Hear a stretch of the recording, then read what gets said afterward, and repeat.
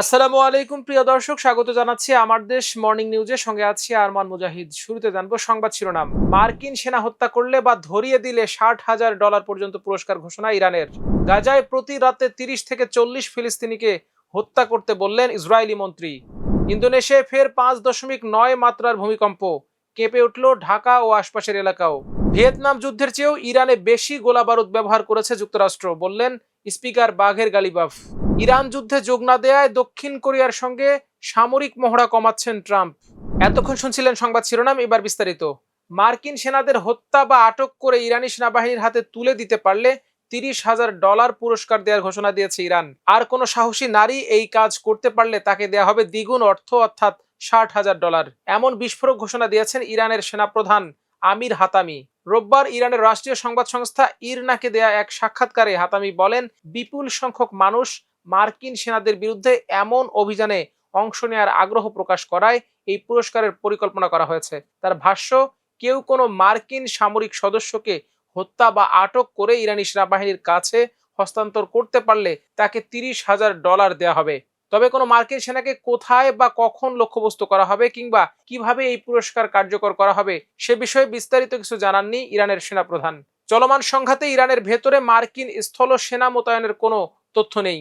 April মাসে একটি মার্কিন যুদ্ধ বিমান ভূপাতিত হওয়ার পর একজন মার্কিন বিমান সেনাকে উদ্ধারে অভিযান চালানো হয়েছিল, কিন্তু ইরানের ভেতরে মার্কিন সেনাদের স্থায়ী উপস্থিতির খবর পাওয়া যায়নি। এরই মধ্যে মধ্যপ্রাচ্য থেকে মার্কিন সেনা প্রত্যাহারের দাবি পুনর্ব্যক্ত করেছেন হাতামি। তিনি বলেন, পারস্য উপসাগর, ওমান উপসাগর কিংবা হরমুজ প্রণালীতে যুক্তরাষ্ট্রের প্রবেশের অনুমতি আর নেই। ইরান ও যুক্তরাষ্ট্র সংঘাতের কেন্দ্র এখন ক্রমেই দক্ষিণ ইরান ও কৌশলগত হরমুজ প্রণালীর দিকে সরে যাচ্ছে। দুই দেশের মধ্যে হামলা পাল্টা হামলা চলার পাশাপাশি মধ্যস্থতাকারীদের মাধ্যমে পরোক্ষ যোগাযোগও অব্যাহত রয়েছে। তবে বড় কোনো কূটনৈতিক অগ্রগতি এখনো দেখা যায়নি। হরমুজ প্রণালী পুনরায় খুলে দেওয়ার জন্য ইরান কয়েকটি শর্তও দিয়েছে। এর মধ্যে রয়েছে যুদ্ধের ক্ষতিপূরণের দাবি। প্রতিবেদন অনুযায়ী যুদ্ধ শুরুর পর এখন পর্যন্ত 17 মার্কিন সেনা নিহত হয়েছেন, তবে তাদের কেউই ইরানের ভেতরে নিহত হননি। জর্ডান ও ইরাক সহ মধ্যপ্রাচ্যের বিভিন্ন স্থানে তাদের মৃত্যু হয়েছে। ফিলিস্তিনের অবরুদ্ধ গাজায় যুদ্ধবিরতি চললেও সেখানে আরও হত্যাকাণ্ডের আহ্বান জানিয়েছেন ইসরায়েলের কট্টর ডানপন্থী জাতীয় নিরাপত্তা মন্ত্রী ইতামার বেন গাভির। তিনি বলেছেন, শুধু সরাসরি হুমকি হিসেবে বিবেচিত ব্যক্তিদের নয়, ইসরায়েলি বাহিনীর প্রতি রাতে 30 থেকে 40 জন ফিলিস্তিনিকে হত্যা করা উচিত। আল জাজিরার প্রতিবেদনে বলা হয়, রোববার প্রকাশিত এক পডকাস্টে সাবেক ইসরায়েলি বন্দী রোম ব্রাসলাভস্কির সঙ্গে আলাপকালে এসব মন্তব্য করেন বেন গাভির। তিনি বলেন, গাজায় এমন মানুষও রয়েছেন যারা বেঁচে থাকার যোগ্য নন, এমনকি তাদের মানুষও নন বলে মন্তব্য করেন তিনি।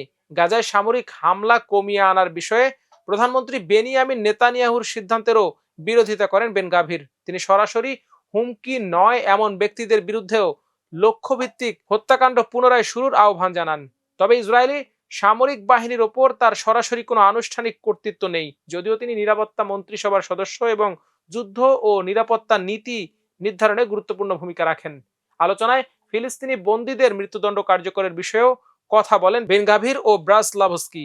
ব্রাসলাভস্কি নিজ হাতে বন্দীদের মৃত্যুদণ্ড কার্যকর করার ইচ্ছা প্রকাশ করলে বেন গাভির তা পূরণের সর্বোচ্চ চেষ্টা করার প্রতিশ্রুতি দেন। এছাড়া গাজার ফিলিস্তিনিদের স্থায়ীভাবে সেখান থেকে চলে যাওয়ার আহ্বান ও উপত্যকায় নতুন করে ইসরায়েলি বসতি স্থাপনের পক্ষেও মত দেন বেন গাভির। তিনি গাজার পুরো ভূখণ্ডকে আমাদের বলে দাবি করেন। এসব বক্তব্য তার দীর্ঘদিনের চরমপন্থী অবস্থানেরই ধারাবাহিকতা। আন্তর্জাতিক আইন বিশেষজ্ঞরা সতর্ক করে আসছেন, পরিকল্পিত বা জোরপূর্বক ব্যাপক জনগোষ্ঠীকে সরিয়ে দেওয়ার ঘটনা জাতিগত নিধনের শামিল হতে পারে। গাজার স্বাস্থ্য মন্ত্রণালয়ের হিসাবে গত বছরের অক্টোবরে যুদ্ধবিরতি কার্যকর হওয়ার পরও ইসরায়েলি হামলায় 1250 জনেরও বেশি ফিলিস্তিনি নিহত হয়েছেন। এদিকে ইন্দোনেশিয়ার উত্তরাঞ্চলীয় ফ্লোরেন্স অঞ্চলে ফের 5.9 মাত্রার ভূমিকম্প হয়েছে। আজ সোমবার স্থানীয় সময় ভোর 4টা 46 মিনিটে আঘাত হানে এই ভূমিকম্প। জার্মানির ভূতত্ত্ব গবেষণা সংস্থা GFG, German research centre for geo science, এক বিবৃতিতে তথ্য নিশ্চিত করেছে। বিবৃতিতে আরও বলা হয়েছে, নতুন এই ভূমিকম্পটির উৎপত্তিস্থল বা এপি সেন্টার ছিল ভূপৃষ্ঠ থেকে মাত্র 10 কিলোমিটার গভীরে। ফ্লোরেন্স অঞ্চলটি ইন্দোনেশিয়ার পূর্ব নেসা তেঙ্গারা প্রদেশের অন্তর্ভুক্ত। গত 15 আগস্ট শনিবার পূর্ব নেসা তেঙ্গেরা প্রদেশে 7.7 মাত্রার বড় একটি ভূমিকম্প আঘাত এনেছিল। ভূমিকম্পের পর কয়েক ঘন্টায় 341 পরাঘাত বা আফটার শকও হয়েছিল। সেই ব্যাপক মাত্রার ভূমিকম্পেরও এপি সেন্টার ছিল ফ্লোরেন্স অঞ্চলে এবং ভূপৃষ্ঠের 10 কিলোমিটার গভীরে। 7.7 মাত্রার সেই ভূমিকম্পের 12 ঘন্টা পর সন্ধ্যা 5টা 54 মিনিটে 6.9 মাত্রার আরেকটি ভূমিকম্প আঘাত হানে ইন্দোনেশিয়ার উত্তর সুমাত্রা প্রদেশে। যুক্তরাষ্ট্রের ভূতাত্ত্বিক জরিপ ও গবেষণা সংস্থা ইউএসজিএস এর তথ্য অনুযায়ী এই ভূমিকম্পটির উৎপত্তি বা এপি সেন্টার ছিল উত্তর সুমাত্রা প্রদেশের অন্যতম বৃহত্তম শহর পেমাতাং সিয়ান্তার থেকে 7 কিলোমিটার উত্তর পশ্চিমে এবং ভূপৃষ্ঠের 183.2 কিলোমিটার গভীরে। এদিকে ঢাকা ও আশপাশের এলাকায় মৃদু ভূমিকম্প অনুভূত হয়েছে। রিক্টার স্কেলে এই ভূমিকম্পের মাত্রা ছিল 3.00। আজ সোমবার ভোর 5টা 32 মিনিটে এ কম্পন অনুভূত হয় বলে জানিয়েছে বাংলাদেশ আবহাওয়া অধিদপ্তর। আবহাওয়া অধিদপ্তরের বিজ্ঞপ্তি অনুসারে ভূমিকম্পের উৎপত্তি স্থল ছিল নরসিংদীর শিবপুরে, ঢাকা থেকে 47 কিলোমিটার উত্তর পূর্ব দিকে। এর গভীরতা ছিল ভূপৃষ্ঠ থেকে 10 কিলোমিটার। তবে এখন পর্যন্ত এই ভূমিকম্পে কোনো ক্ষয়ক্ষতির খবর পাওয়া যায়নি। ইরানের বিরুদ্ধে যুক্তরাষ্ট্র ভিয়েতনাম যুদ্ধের সময়ের চেয়েও বেশি সামরিক শক্তি বা গোলাবারুদ ব্যবহার করেছে বলে দাবি করেছেন দেশটির পার্লামেন্ট স্পিকার মোহাম্মদ বাঘের গালিবাফ। আল জাজিরার প্রতিবেদনে বলা হয়েছে, ইরানের রাষ্ট্রীয় সম্প্রচার মাধ্যম আইআরআইবিতে প্রচারিত এক অনুষ্ঠানে গালিবাফ এ দাবি করেন। তিনি বলেন, ভবিষ্যতে যাতে ইরানের বিরুদ্ধে কোনো দেশ আবার যুদ্ধ শুরু করার সাহস না পায় সেজন্য দেশটির সামরিক সক্ষমতা আরো শক্তিশালী করতে হবে।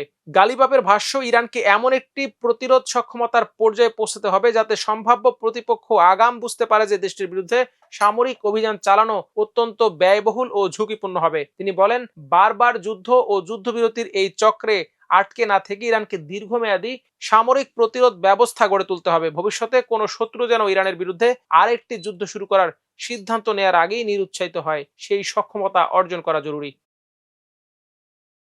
এদিকে ইরানের বিরুদ্ধে যুদ্ধে যুক্তরাষ্ট্রের পাশে না দাঁড়ানোয় দক্ষিণ কোরিয়ার ওপর ক্ষুব্ধ হয়েছেন মার্কিন প্রেসিডেন্ট ডোনাল্ড ট্রাম্প। এর জেরে দক্ষিণ কোরিয়ার সঙ্গে যৌথ সামরিক মহড়ার পরিসর উল্লেখযোগ্যভাবে কমানোর ঘোষণা দিয়েছেন তিনি। তবে সিউল জানিয়েছে, পূর্ব নির্ধারিত সূচি অনুযায়ী মহড়া অনুষ্ঠিত হবে। বিবিসির প্রতিবেদনে বলা হয়, রোববার নিজের সামাজিক যোগাযোগ মাধ্যম ট্রুথ সোশ্যালে দেয়া এক পোস্টে ট্রাম্প জানান, দক্ষিণ কোরিয়ার সঙ্গে যুক্তরাষ্ট্রের সামরিক মহড়ার পরিমাণ উল্লেখযোগ্যভাবে কমিয়ে দেওয়া হবে। এ সময় উত্তর কোরিয়ার নেতা কিম জং উনের সঙ্গে তার খুব ভালো সম্পর্কের কথা উল্লেখ করেন তিনি। ট্রাম্প দাবি করেন, সম্প্রতি ইরানের পরমাণু নিরস্ত্রীকরণ কার্যক্রমে যুক্তরাষ্ট্রের সঙ্গে যোগ দিতে অস্বীকৃতি জানিয়েছে দক্ষিণ কোরিয়া। তার ভাষ্য, যৌথ সামরিক মহড়া অত্যন্ত ব্যয়বহুল এবং এর বড় অংশের খরচ যুক্তরাষ্ট্রকেই বহন করতে হয়। একই সঙ্গে এসব মহড়া এমন একটি বার্তা দেয় যা তার ভাষায় পুরোপুরি অনুপযুক্ত ও বৈরী। তবে ট্রাম্পের ঘোষণার পরও সিউল জানিয়েছে, পূর্ব নির্ধারিত সূচি অনুযায়ী উলচি ফ্রিড শিল্ড মহড়া অনুষ্ঠিত হবে।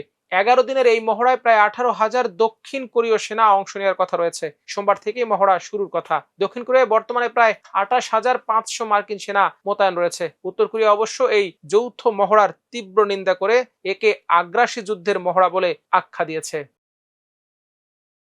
দর্শক, এই ছিল মর্নিং নিউজের আয়োজন। সবাই ভালো থাকুন, সুস্থ থাকুন, থাকুন আমার দেশের সঙ্গে। আল্লাহ হাফেজ।